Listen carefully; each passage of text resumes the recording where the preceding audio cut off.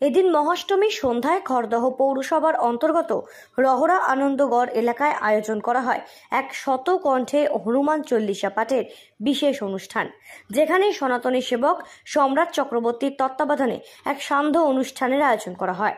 এই ভক্তিমূলক অনুষ্ঠানে বহু ভক্তের সমারোহে এদিন হনুমান মন্দির চত্বরে আচার্য সঞ্জয় শাস্ত্রী গীতা পাঠ করে শোনান। শুধু তাই নয়, সবশেষে প্রসাদ বিতরণের আয়োজনও করা হয় ভক্তদের জন্য।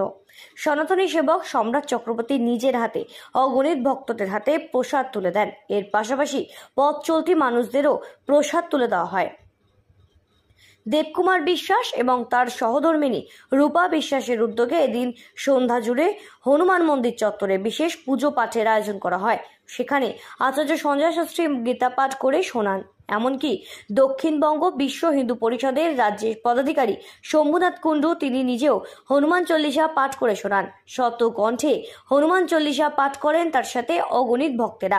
সবশেষে উপস্থিত সকল ভক্তদের জন্য একটি করে কম্বল উপহার হিসেবে তুলে দেন সম্রাট চক্রবর্তী নিজে।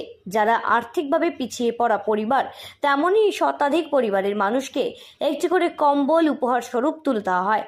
আর এই ধরনের উদ্যোগকে সাধুবাদ জানিয়েছেন উপস্থিত অতিথি থেকে শুরু করে ভক্তরাও। প্রভু হনুমানজির এই মূর্তি স্থাপন করেছিলেন আমাদেরই এখানকার খুবই হিন্দুত্ববাদী সনাতনী কার্যকর্তা আমার ভাতৃপ্রতিম দেব ভাই, এবং খর্দ শহরের সনাতনী জনগণকে নিয়ে আপামর ধর্মপুরাণ এখানকার মানুষদেরকে নিয়ে আজ আমরা হনুমান চালিসা পাঠ করলাম, গীতা পাঠ করলাম। শ্রীমদ্ ভগবদ গীতার দ্বাদশ অধ্যায় পাঠের সাথে সাথে এখানকার সনাতনী জনগণের মধ্যে আমরা খিচুড়ি বিতরণ করছি, আর আমরা কিছুক্ষণ পরে শীতবস্ত্র বিতরণও করব। এখানকার আনুমানিক প্রায় 200 থেকে 250 মানুষ আজ আমরা এখানে একজোট হয়েছি।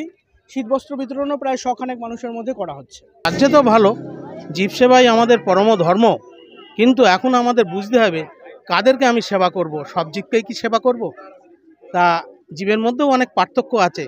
আমরা নিশ্চয়ই আমাদের যারা কাফের ভাবে তাদেরকে নিশ্চয়ই আর সেবা করব না। সেদিন সেই নজরুল একটা কথা বলে গেছিলেন, একটা গল্প খুব সুন্দরভাবে লিখেছিলেন যে মোরা একই বৃন্তে দুইটি কুসুম, হিন্দু মুসলমান। নজরুল যিনি হিন্দি মহিলা বিয়ে করার পরে উনি ভগবত গীতা পাঠ আরম্ভ করেছিলেন, যার জন্যে উনি লিখেছিলেন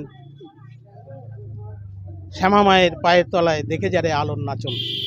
এবং উনি ওনার বিখ্যাত কবিতা মোরা একই বৃন্তে দুইটি কুসুম, হিন্দু মুসলমান, মুসলমান তার নয়নমণি, হিন্দু তার প্রাণ। আমরা জানি একটাই লাইন, মোরা একই বৃন্তে দুইটি কুসুম, হিন্দু মুসলমান, কিন্তু উনি যেটা বলেছেন মুসলিম তার নয়নমণি, হিন্দু তার প্রাণ, এই লাইনটার ব্যাখ্যা আজ আমাদের করা দরকার। খড়দহ থেকে শ্রেণচিরি পোদ্দার রিপোর্ট, সঠিক বার্তা।